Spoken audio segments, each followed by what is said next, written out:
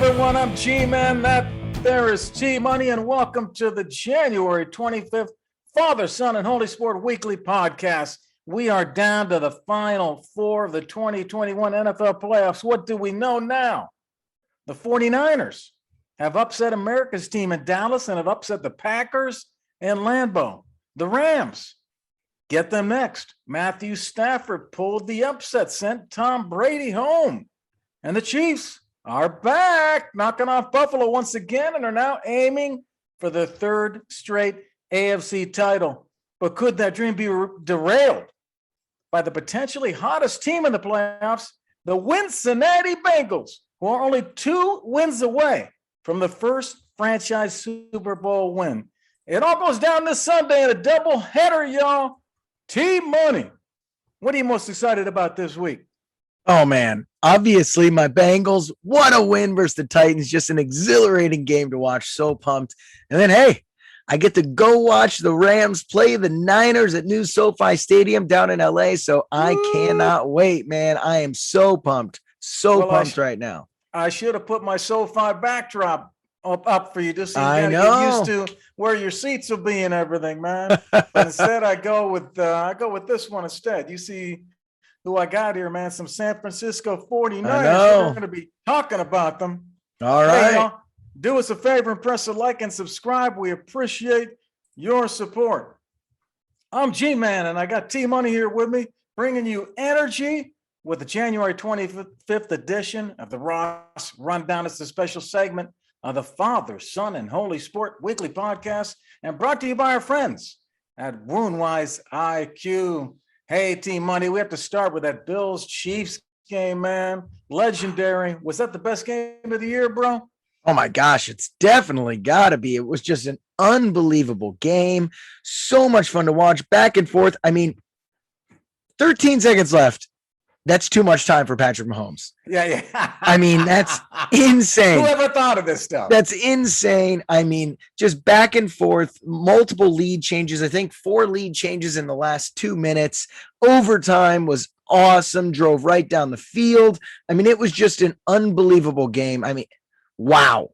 I mean, The Bills lose with Josh Allen, putting up no turnovers, and I believe 36-42, just unbelievable. Mahomes throws for 378. Allen throws for 329. They both rush for over 50 yards. Just what an epic game. That could have gone on forever. Disappointed in those overtime rules. Yeah. I'm okay with the overtime rules, but the game was so awesome, man. So exhilarating. Could not believe it. I've never seen anything like it. But I told you I thought the Chiefs would beat the Bills, but Allen would play well, and he did play well. Yeah. 9 touchdowns and 0 interceptions in 2 playoff games, and he's out of the playoffs because he ran up against the best quarterback out there right now, Patrick Mahomes. Hey, man, that was just an epic game. Patrick Mahomes telling everyone, hey, I had a little slump. Stop anointing all these guys. I'm the guy. This division is mine. I'm the new Tom Brady. Fine. Josh Allen can be Peyton Manning, but I'm Tom Brady here. Okay. I'm going to run this thing. Everything goes through Kansas City. So it was just an awesome, awesome game. Yeah. It was unreal. So, I mean, we got to transition though to the next game that the Chiefs play now. They play the Bengals. The hot Bengals and the babyface killer Joey B, my guy. What an epic game. Evan McPherson quoted by Joe Burrow saying, looks like we're going to the AFC Championship, as he's walking onto the field to kick the winning field goal. Just 2 swagger oozing guys. Love those 2. But can the Bengals take down the Chiefs? That's the real question, G. I love the length of your question. I'm sorry. I couldn't help myself. I couldn't help myself. I gotta call you out every week because it's fun. But no, I like your questions. But I told you last week when you asked me about the Bengals, Joe Burrow and Jamar Chase, man, have such a connection. How can you go against these guys? They're young and explosive. I know. Man, these guys are unbelievable. And let me just say this as we talk about that first segment about Mahomes and Allen and their rivalry. What about Joe Burrow, man? Burrow's 25.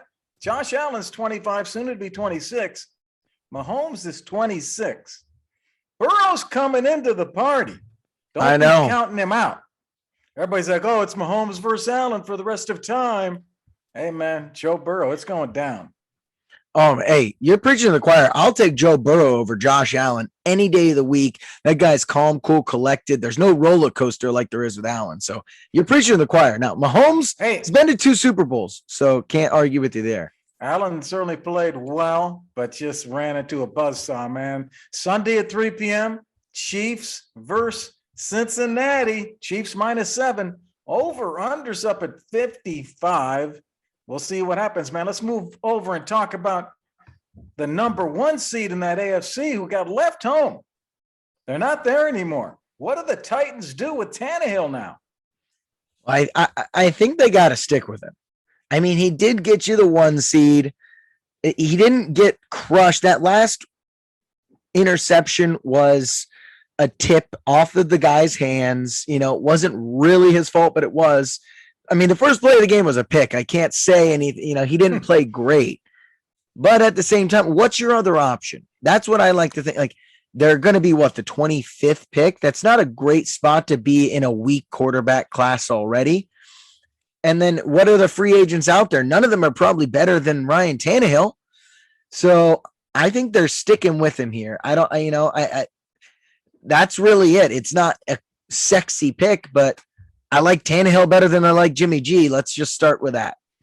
Now, the second year in a row, they were upset in the first playoff game on their home field. So Tannehill's now 2-2 in the postseason for Tennessee. The run has carried the Titans, and their defense has been pretty good. It's really the running game has carried them. Tannehill's always been kind of okay, a little bit above okay. And they've always been able to win like that, but not in the playoffs. I mean, hey, he came back and got them tied with minutes left in the game. So, I mean, he did throw a pass to A.J. Brown to get him in the game. I do think the play calling was a little weird that they didn't feed Henry early on as much as I thought they would. So, you know, I just think it was an unfortunate game for the Titans. They definitely could have won this. That was an unlucky swing, and I think Tannehill's not horrible.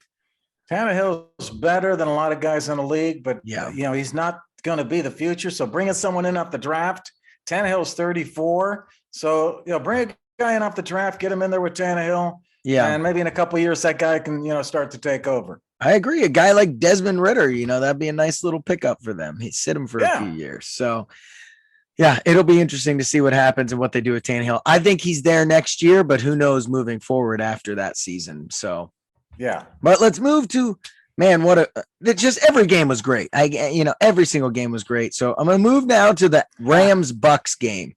Tom Brady loses in wild fashion after being down, I believe 27-3, or, you know, it just comes storming back 27-27. And now I got to ask you, after a close win by the Rams, did the Rams win it or did the Bucks lose it? The Rams won the game, man. Come on, Rams. I love you, Rams. They jumped out into the lead. They knew the Bucks would fight back. You saw the interview probably this week with Von Miller, one of the few guys that's been to the Super Bowl on that team, saying, hey, we all knew Brady was coming back. We just didn't know how far we could get into the lead before he started coming back. And they got their lead. Here comes Brady. They could have panicked. Had they been down, it would have really been cool to see. If the Rams would have fell behind, that would have been good to see if they could take that pressure, because that would have really been pressure. They never really lost that lead. And how about those big plays at the end by my duo, Stafford to Cup? 2 big plays, man, to bring it home. You got to respect that. No, I actually can't believe I'm saying this, but I disagree. The Rams did win it in the first half, but the Bucks blew it. I actually think the Bucks blew it. In the last 9 possessions before the game-winning field goal, the Rams punted 3 times, fumbled 4 times, missed a field goal. They did have a touchdown, but 8 out of 9 drives, they punted, fumbled, 4 times they fumbled and missed a field goal.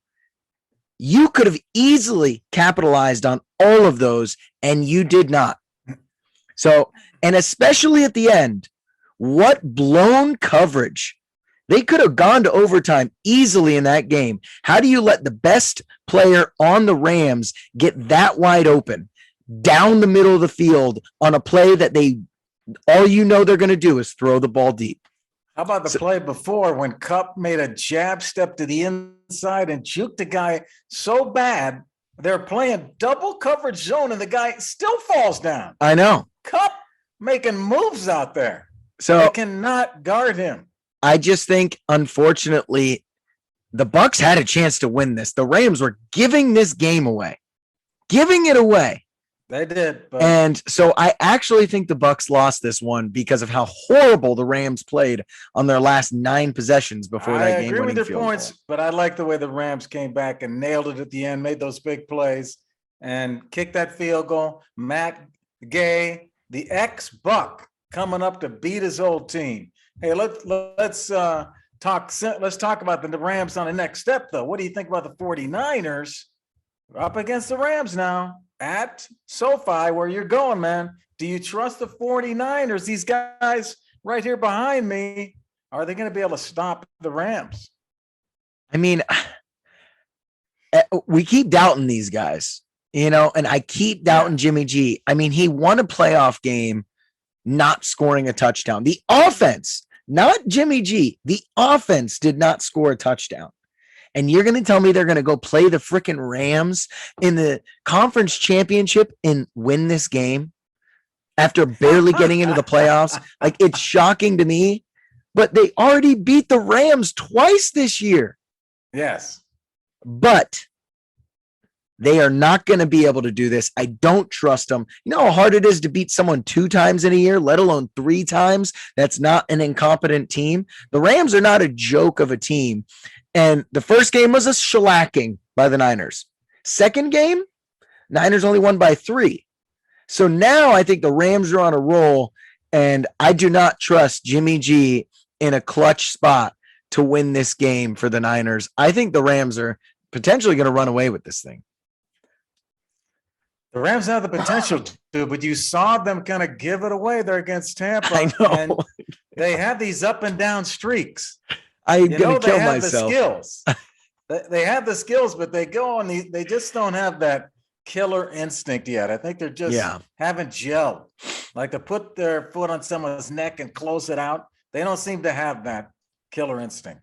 No, they don't. It's going to be such an interesting game. Battle for California, battle to go to the Super Bowl. Jimmy G trying to silence the haters. Matthew Stafford trying to silence the haters. I mean, both in different ways, but my gosh, this is just going to be, it's such an interesting game because Jimmy G goes on to win the Super Bowl. Don't even talk about Trey Lance. Jimmy G is the starter next year. I agree with you there. But he'll probably throw 3 picks and somehow they still win. So that's gonna happen. So let me ask you this though. Like, we saw the Niners play the favored Packers, who were the number 1 seed, without finally Aaron Rodgers making it to the Super Bowl this year, getting over the hump of beating the Niners. But no, they can't do anything versus these Niners. What the heck happened to the Packers? What the heck happened? Well, we're going to know what happened if the 49ers go on and win the Super Bowl. It's going to explain everything. That team is just tough. Nobody can play them. That's going to be the story. If the 49ers can win it all, they will have proved why they beat all these teams. Yeah. The Packers, 2 years in a row, they were the number 1 seed. They go back-to-back in the NFC championship game. They had a great season. What happens to them? Is it the 49ers? Could the 49ers be the reason that these teams, did the weather help the 49ers in the second half? Because Aaron Rodgers did absolutely nothing. Yeah. In the second half. Was it the weather or was it the 49ers? I mean, I think it was the Niners. I think Aaron Rodgers just not performing. The Packers don't let that team score an offensive touchdown and Aaron Rodgers can't convert. I mean, I have no clue. It's just so wild right now. I'm dumbfounded that the Packers let this happen. The defense seemed to show up. This might be just special teams coaches probably fired for the Packers here. So blocked punt, 10 guys on the field for the game-winning field goal. A lot of these special teams things here coming back to bite the Packers. Aaron Rodgers did not play well down the stretch. He just did not bring it. Like, you need your quarterback to do it. Yeah. And the 49ers move on, and now they're getting 3.5 points against the Rams. They're dogs again, man. Here we go. Hey, let's move on to the last topic here. Let's talk about the Saints. Just got announced today. By the way, we're recording on Tuesday night, so keep that in mind when you're listening to our podcast. Hey, what do you think, T-Money? We got the Saints not only without Drew Brees now, but now Sean Payton has left the club. What do you think? What's next for the Saints? Hey, breaking news here on Father, Son, Holy Sport. Sean Payton retiring. Yeah, it's crazy. It's crazy. He's stepping down. Sounds like he's going to have a slew of offers to be on TV. So it's going to be interesting to see what direction they head. They're $70 million over the cap right now. Now, I've read some Saints blogs, some Saints articles. A lot of this can be restructured. And, they have a lot of guys that they can put on extensions with Lattimore and Davenport, Michael Thomas, their left guard, their right guard. There's a ton of guys. It seems like the cap situation is actually okay. But and Taysom Hill's still there. Jameis could be franchise tagged potentially. I have no clue what direction they're going to head here. But I think they're a smart organization. They draft pretty well. They're not as in dire situation as a lot of these other teams. I mean, what were they, 5-2 with Jameis, to start the season? Yeah. So I don't see it as horrible as some of these others, like the Giants and, the Jags and the Vikings. Like, those ones seem like you're really digging out of some holes here. I don't mind where the Saints are right now. Yeah. The Saints used to be the laughing stock of the NFL. They were at the bottom. And with Sean Payton and Drew Brees that brought that organization back, brought respectability to the city. And they love the city, and the city loves both of them. And they're going to go down as quite a combination. Drew Brees and Sean Payton together. I know there's been a lot of combination of coaches and players over the years, but they are in there, man. They're one of the best combination. What they did for New Orleans, the winning tradition you're talking about, built by those guys, man. Really respectful. I know. Hey, we hope you're loving the new Ross Rundown, a special segment brought to you by Father, Son, and Holy Sport. If you're interested in being a guest on the Ross Rundown, reach out to us. This show is sponsored by Woundwise IQ. Woundwise IQ is a patented mobile analytics software app that automatically measures and analyzes chronic and surgical wounds. It's used by leading physicians and nurses caring for people with chronic wounds to document healing progress. Just download the app from the App Store.